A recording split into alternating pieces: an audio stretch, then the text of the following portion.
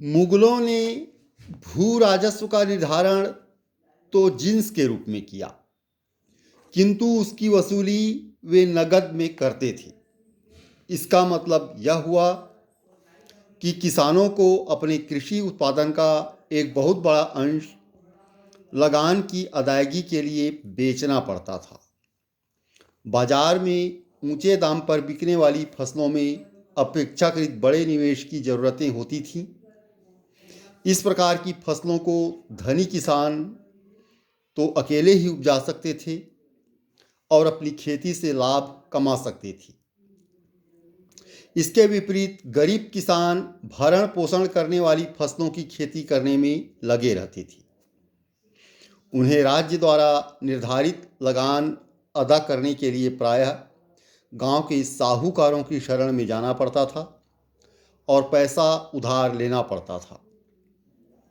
साहूकार इस पैसे पर उनसे बहुत ऊंची दरों पर ब्याज वसूल करते थे। इसका स्पष्ट अर्थ यह हुआ कि गरीब किसान और भी गरीब हो रहे थे। इसके अलावा कृषक समुदाय के अंदर जातिगत विशिष्टता भी मौजूद थी।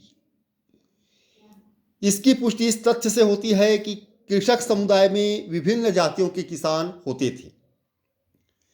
इसमें ऊंची जातियों के भी किसान होते थे और आम जैसे रेजा रियाया और अन्य कृषक जातियां भी होती थीं।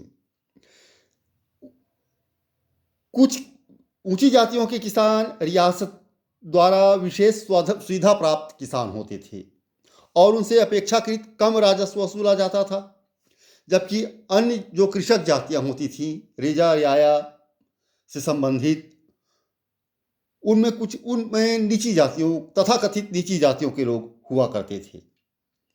कृषि उपज पर निर्भर कई विभिन्न अधिकारों को देखते हुए समान विशेषताओं वाले एक कृषक वर्ग की बात करना बहुत कठिन है।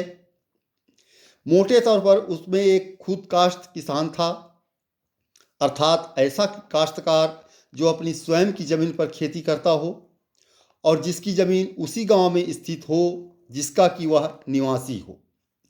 खुद काश्त कम राजस्व देने वाले किसान थे, अतः आइन अमल गुजार को इस बारे में आश्वस्त कराने का निर्देश देता है कि रैयत काश्त भूमि खुद काश्त में बदली नहीं गई है। पाही काश्त किसानों की एक दूसरी कोटि थी। खुद काश्त किसानों की तरह पाही काश्त किसान भी भूमि का मालिक होता था और भूमि पर स्वयं खेती करता था। वह खेती करने के लिए दूसरे गांव में जाता था, यद्यपि यह संभव था कि अपने गांव में भी उसकी खेती हो। कुछ पाही काश्त किसानों के पास अपने बैल और हल भी थे।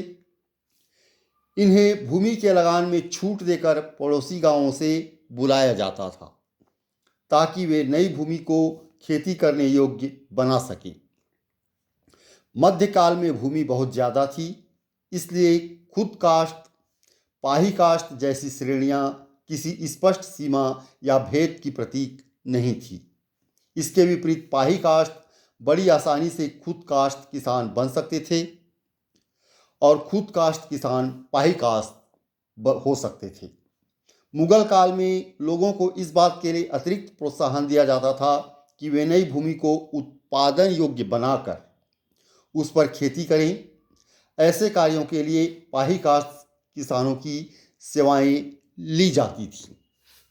इसमें मोटे तौर पर अध्ययन करने से पता चलता है कि कृषकों की श्रेणियां खुद काश्त, रैयत काश्त, पाही काश्त जैसे कृषक श्रेणियों में विभाजित थीं, अर्थात बटी हुई थीं।